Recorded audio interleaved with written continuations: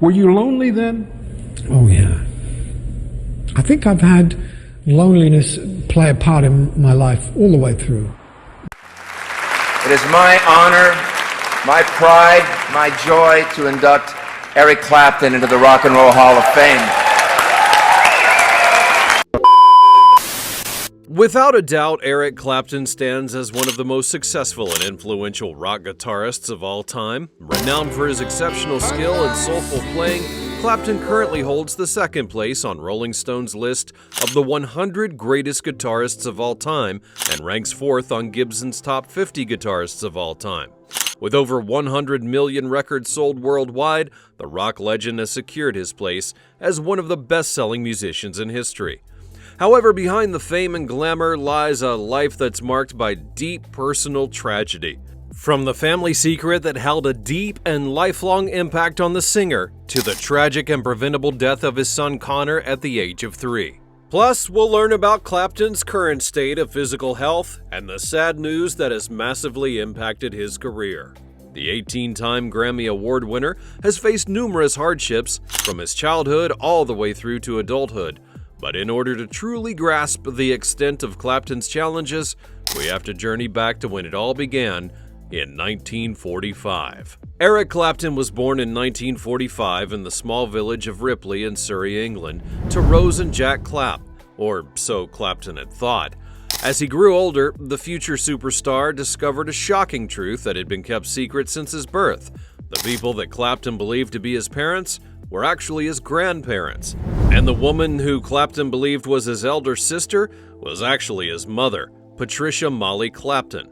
As the story goes, Patricia had become involved with a 25-year-old Canadian soldier during the Second World War, and after that war he returned to Canada and left Patricia behind in England. She gave birth to Eric at just the age of 16, which was far too young to raise a child on her own. Unable to care for him, she then turned to her parents for help, and they stepped in to raise the newborn boy. As a result, Clapton grew up believing that his grandparents were his parents and that his mother was his older sister. His mother left him with his grandparents, who he grew up believing were his parents. Clapton wouldn't learn the truth until he was 9, when his mother returned for a visit. I made initially a plea to her to be accepted as her son, and she said, I think in a great deal of pain, perhaps we ought to leave it as it is. And then I got angry. I really didn't know what the hell was going on. I had no idea of the good intentions in this. It just seemed to me that everyone had been lying. Years later, Patricia married another Canadian soldier and then moved to Germany, leaving her son with his grandparents in Surrey. Living with his grandparents, Eric began to fall in love with music from a young age, as his grandmother and uncle were fond of playing American big band music. In fact, his grandmother even played the piano. On Clapton's 13th birthday, his grandparents gave him an acoustic guitar. However, when he tried to play it, it turned out to be too difficult, and he soon lost interest. 2 years later, he picked it up once again and began playing consistently, and by that time the teenager had developed a passion for music, particularly influenced by the blues. Clapton spent long hours practicing and learning the chords of blues music, playing along with records, all so that he could master the genre that would shape his musical career. After leaving high school, Clapton enrolled at Kingston College of Art. However, the future star's focus would remain on music rather than art itself, and as a result, he'd be expelled from college at the end of the academic year due to poor grades. But by this time, the young guitarist's skills had advanced to a level where he was beginning to gain recognition. Clapton began busking in areas like Kingston, Richmond, and the West End, and in 1962 he began performing with fellow blues enthusiast Dave Brock in pubs around Surrey. Later that year, he would join his first band, the Roosters, as their lead guitarist, and stayed with them until August of 1963. After that, he would join an R&B group known as the Yardbirds, where he played as the lead guitarist. Drawing inspiration from the Chicago blues scene and iconic blues guitarists like Buddy Guy, Freddie King, and B.B. King, Clapton developed a distinctive style that had set him apart from the rapidly evolving British music landscape. The lead guitarist's innovative approach and masterful playing quickly attracted attention, establishing him as one of the most talked-about guitarists of the era, and initially, he and his band would focus on performing classic blues tracks from labels like Chess, Checker, and VJ. The band's energetic performances and authentic sound drew a dedicated following, especially after they had replaced the Rolling Stones at the Crawdaddy Club in Richmond, London.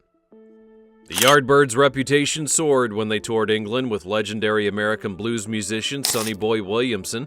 This collaboration culminated in a joint LP album recorded in December of 1963 and released in '65, which had solidified Clapton's status as a rising star. His talent was so revered that English audiences were willing to endure delays whenever the guitarist broke a string, often engaging in a slow hand clap until he was ready to continue.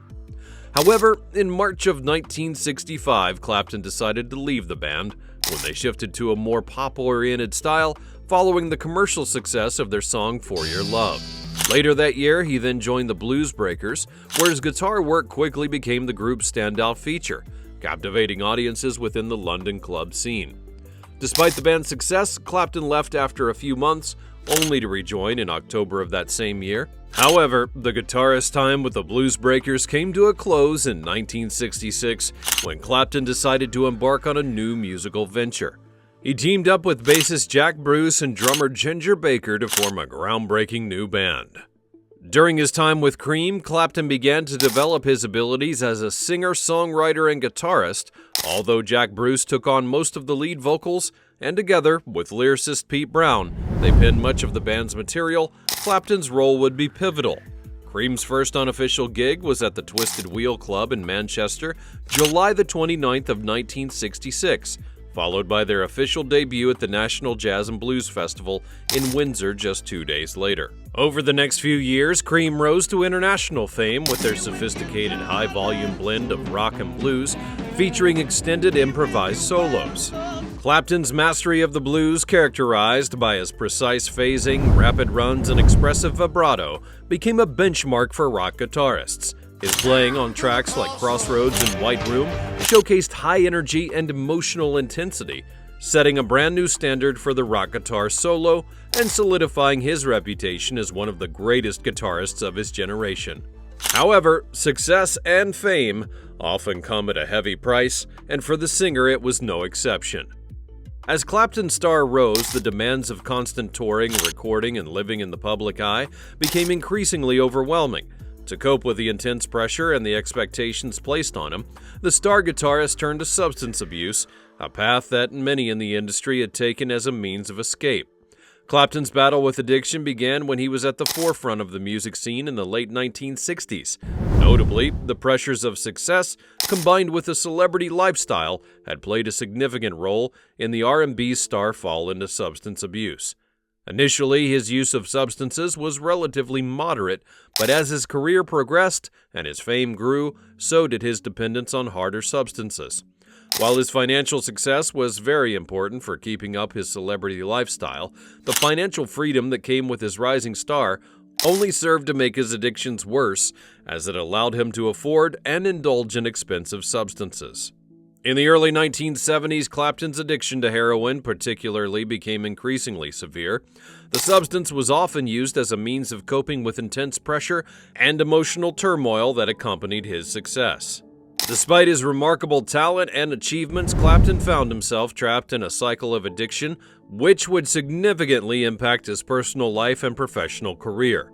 And without the benefit of parental advice or oversight, he struggled to navigate the challenges of fame and substance abuse on his own.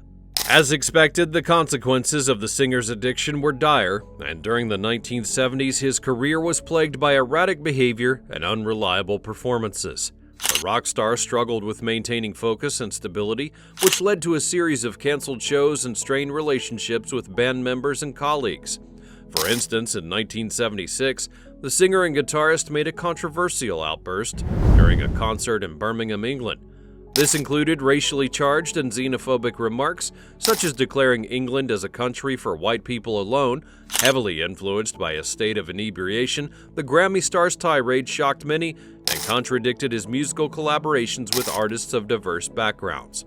This incident not only drew widespread condemnation, but also catalyzed the formation of the Rock Against Racism movement. The singer's addiction took a toll on his health as well, leading to a nearly fatal overdose in 1976.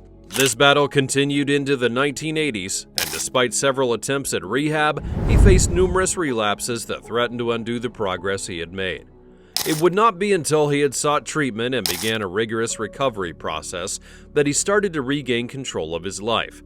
The guitarist entered a rehab program, and this would mark the beginning of his journey towards recovery. Clapton's path to sobriety was fraught with challenges, but he eventually managed to overcome his addictions. However, beyond the struggles with substance abuse, the guitarist's life was also shrouded in messy relationships.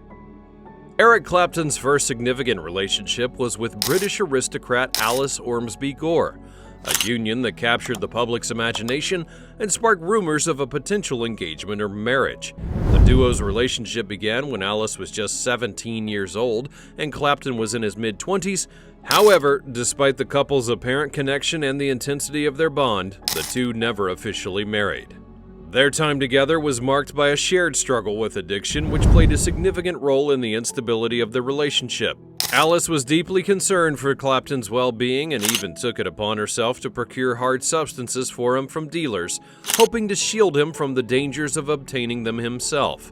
However, this well-intentioned but misguided effort did very little to mitigate the chaos in their lives.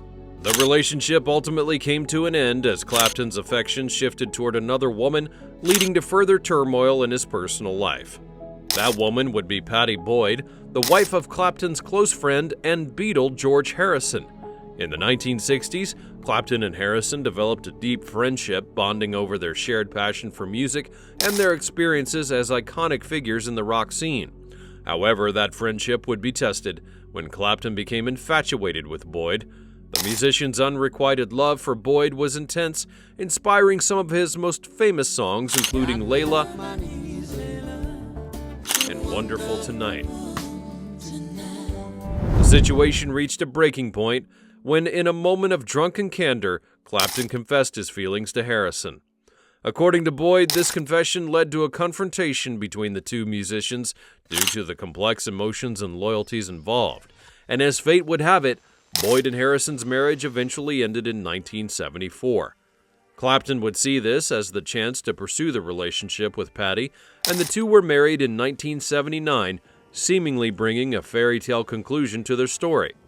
But the real reality of Clapton's lifestyle, marked by the pressures of fame and ongoing struggles with addiction, soon took its toll on the marriage.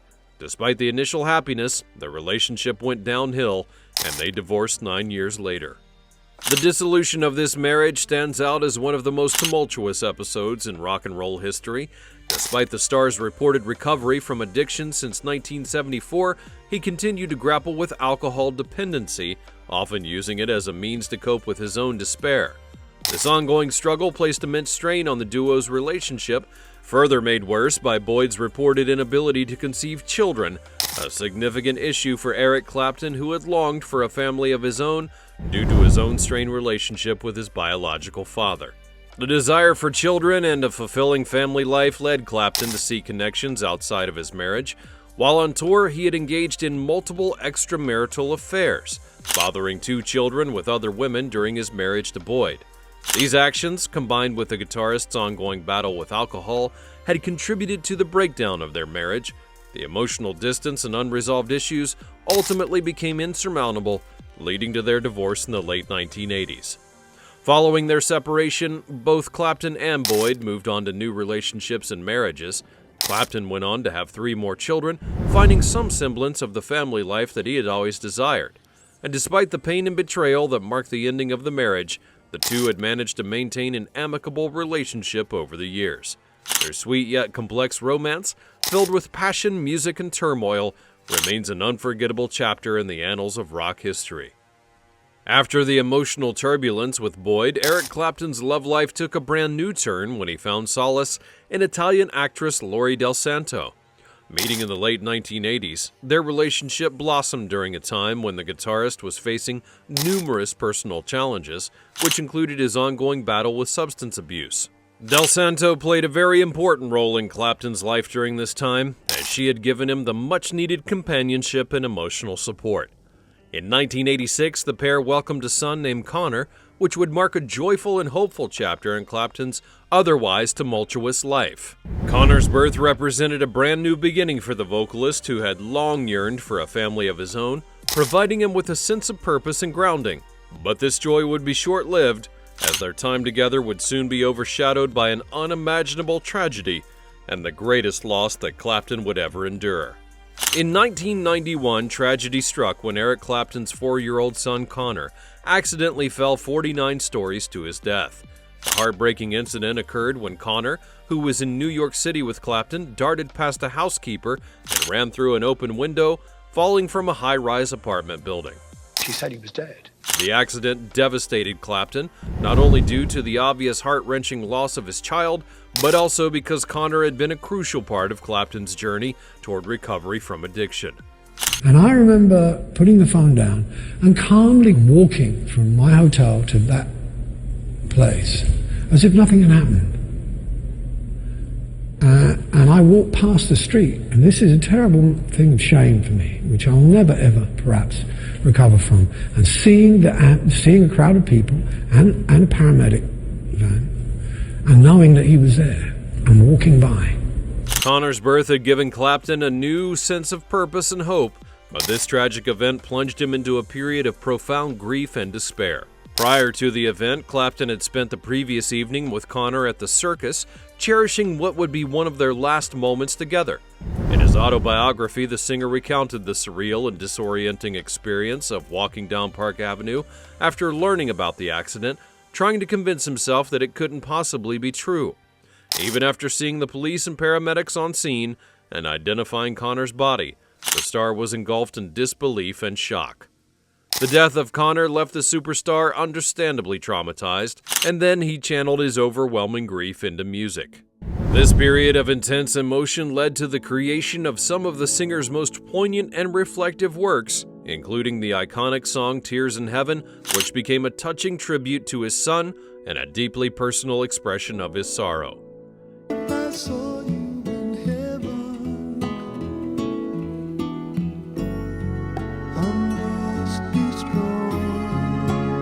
In the aftermath of the tragedy, another significant change occurred in Eric Clapton's life. Up until that point, his daughter Ruth, whom he'd had with Yvonne Kelly, had been kept away from him. But moved by the tragedy of Conor's death, Yvonne had allowed Clapton and Ruth to have a relationship. This connection provided Clapton with some solace and a chance to build a bond with his daughter, offering a glimmer of hope in an otherwise dark chapter of his life.